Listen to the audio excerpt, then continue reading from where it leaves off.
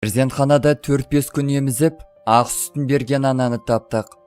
Жәнібекті сатып жіберген адамның кім екені белгілі болды.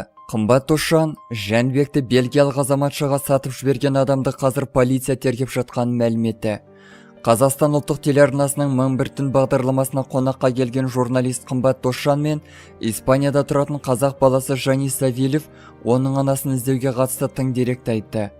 Қымбат Досжан үлкен бір ұжым Жәнібектің анасын әлі таба алмай жатыр деген сынға қатысты пікірін білдірді.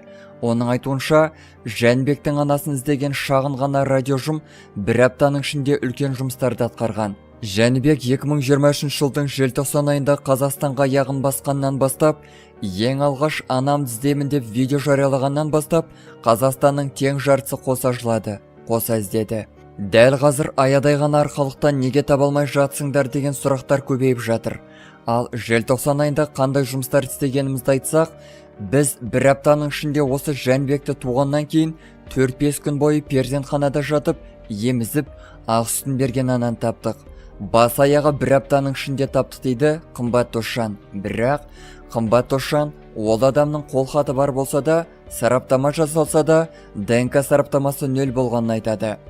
Болжамдана құжат бойынша сол әйелдің есімімен екінші баласын дүниеге әкелген ананы таптық. Екі бірдей тапсырған анализ 0 болып шықты. Жазып кеткен қолхатына дейін таптық. Оның үйіме барып, шаруаларымды бітіріп, түнгі сағат 10 шамасында қайтып келем деп жазып кеткен хатында таптық дейді ол.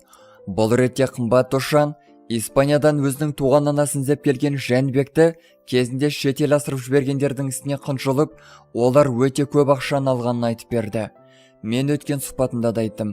Әйел адам, яғни баланы сатқан әйел адам Жәнібек үшін деп бельгиялық азаматшадан өте үлкен мөлшерде мыңдаған евро көлемінде ақша алған. Келісіммен кәдімгідей қолынан санап тұрып алған. Оның әйел адам екенін, сол кезде жас келіншек болғанын, отбасы барын, қазір жасы нешеде және қай жерде жұмыс істейтінін бәрін де білемін. Қазір полиция ол кісімен де айналысып жатыр. Біз ана дейміз дағы, оларға сөз арнаймыз. Ал баламыздың шетел асуына, заңсыз түрде кетуіне тағы да аналар себепші болып отыр деп қынжылды тележүргізуші.